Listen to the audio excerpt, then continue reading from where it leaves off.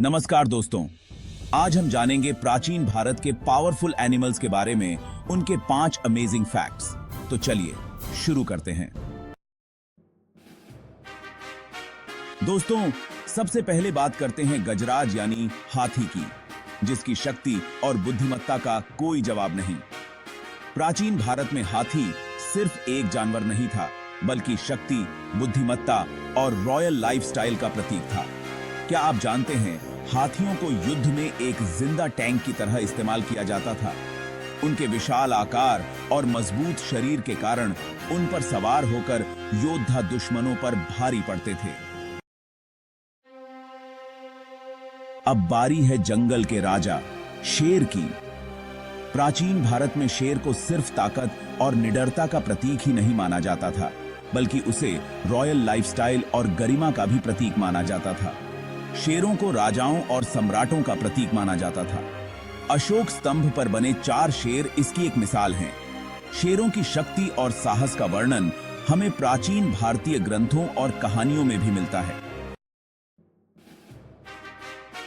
दोस्तों, अब बात करते हैं एक ऐसे जानवर की जो अपनी दुर्लभता और अनोखी विशेषताओं के लिए जाना जाता था, गैंडा। यह जानवर अपने आप में एक अद्वितीय उदाहरण है, जो प्रकृति की अद्भुत कारीगरी को दर्शाता है। प्राचीन भारत में गैंडा बहुत ही रेयर माना जाता था और इसे देखना शुभ माना जाता था। लोग इसे देखने के लिए दूर दूर से आते थे और इसे देखने का अनुभव अपने जीवन का एक महत्वपूर्ण हिस्सा मानते थे। गैंडा अपने विशाल आकार और ताकत के लिए जाना जाता है।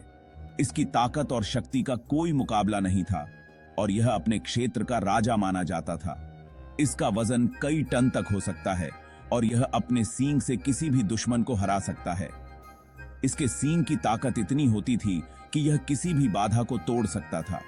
गैंडे की चमड़ी इतनी मजबूत होती थी कि इसे युद्ध में शील्ड के रूप में भी इस्तेमाल किया जाता था। योद्धा इसे अपने बचाव के लिए उपयोग करते थे और इसे एक अमूल्य संपत्ति मानते थे। कहा जाता है कि यह चमड़ी तलवार और भाले के वार को भी झेल सकती थी। इसकी मजबूती और टिकाऊपन ने इसे युद्ध के मैदान में एक महत्वपूर्ण हथियार बना दिया था। दोस्तों, अब बात करते हैं एक ऐसे जानवर की जो भारतीय खेती का अहम हिस्सा रहा है, भैंस। यह जानवर न केवल खेतों में काम करता है, बल्कि भारतीय ग्रामीण जीवन का एक महत्वपूर्ण हिस्सा भी है। प्राचीन काल से ही भैंस को उसकी ताकत और कठोर परिश्रम के लिए जाना जाता रहा है। यह जानवर सदियों से भारतीय किसानों का साथी रहा है, जो खेतों में अनाज उगाने में मदद करता है। भैंस की ताकत का अंदाजा इस बात से लगाया जा सकता है कि यह अपने वजन से कई गुना ज्यादा भार खींच सकती है। चाहे भारी पत्थरों को खींचना हो या लकड़ी के गट्ठर, भैंस हमेशा तैयार रहती है। प्राचीन काल में भारी पत्थरों और लकड़ियों को ढोने के लिए भी भैंसों का इस्तेमाल किया जाता था। यह जानवर न केवल खेतों में बल्कि निर्माण कार्यों में भी महत्वपूर्ण भूमिका निभाता था। भैंस का दूध भी बहुत पौष्टिक होता है और यह भारतीय भोजन का एक अभिन्न हिस्सा है। इसके दूध से बने उत्पादों का स्वाद और पोषण दोनों ही अद्वितीय होते हैं। दही, मक्खन, घी जैसे कई दूध उत्पाद भैंस के दूध से बनाए जाते हैं। यह उत्पाद भारतीय रसोई में विशेष स्थान रखते हैं और इनका उपयोग विभिन्न व्यंजनों में किया जाता है। दोस्तों, हमारे आखिरी प्राणी का नाम सुनते ही जहन में वेग, शौर्य और स्वतंत्रता की तस्वीर उभरती है। जी हां, बात हो रही है घोड़े की। घोड़ा, जो अपनी अद्वितीय गति और अदम्य साहस के लिए जाना जाता है, सदियों से मानव सभ्यता का अभिन्न हिस्सा रहा है। प्राचीन भारत में घोड़ा सिर्फ एक सवारी का साधन नहीं था, बल्कि वीरता, शक्ति और गति का प्रतीक भी था। योद्धाओं के लिए घोड़ा युद्ध के मैदान में एक अनमोल साथी था, जो उनकी शक्ति और प्रतिष्ठा को बढ़ाता था। घोड़ों का इतिहास भारत में बहुत पुराना है। यह इतिहास हमें प्राचीन चित्रों, मूर्तियों और साहित्य में देखने को मिलता है, जो घोड़ों की महत्ता को दर्शाता है। सिंधु घाटी सभ्यता के समय से ही घोड़ों को पालतू बनाया जाता था।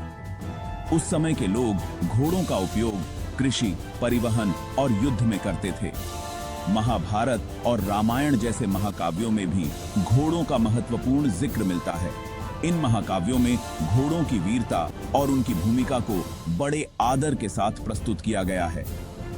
घोड़ों की विभिन्न नस्लें प्राचीन भारत में पाई जाती थीं, जिनमें से कुछ अपनी स्पीड के लिए प्रसिद्ध थीं, तो कुछ अपनी ताकत और सहनशीलता के लिए।